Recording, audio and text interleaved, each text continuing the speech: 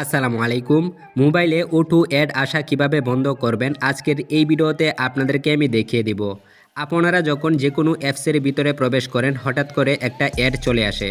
এটি খুবই বিরক্তকর একটা বিষয়। তো কিভাবে মোবাইলের অটো অ্যাড আসা বন্ধ করবেন চলুন দেখিয়ে দেই। যারা এখনও ভিডিওতে লাইক করেন নাই তারা এখনই ভিডিওতে লাইক করুন। যতই তুমি তেল মারো তলায়, লাইক একটাও দেব না।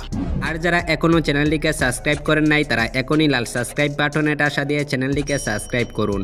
তো আজ এরা কথাবার্তা বাদ দিয়ে ভিডিও শুরু করা যাক। এর জন্য প্রথমে আপনারা চলে যাবেন প্লে স্টোরে আসার পরে উপরে লোগো আইকনে একটা ক্লিক করবেন। লোগো আইকনে ক্লিক করার পরে নিচের দিকে স্ক্রল করবেন।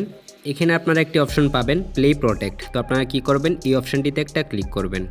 তারপরে আপনাদের সামনে এরকম একটি ইন্টারফেস শো করবে। এখানে আপনারা দেখতে পারতেছেন স্ক্রিন। তো আপনারা কি করবেন, এই অপশনটিতে একটা ক্লিক করবেন। তারপরে এখানে আপনারা কিছুক্ষণ অপেক্ষা করবেন। স্ক্রিন হয়ে যাওয়ার পরে ব্যাক দিয়ে চলে আসবেন।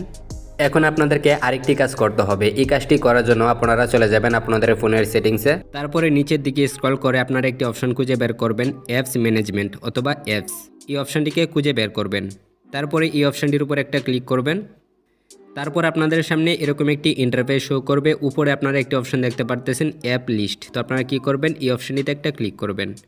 অ্যাপ লিস্টে আসার পরে এখানে আপনারা সবগুলো অ্যাপস দেখতে পারবেন। তারপরে এখানে আপনারা দেখতে পারবেন একটি অ্যাপ্লিকেশন সাদা হয়ে থাকবে। তো এই অ্যাপ্লিকেশনটির উপরে ক্লিক করবেন।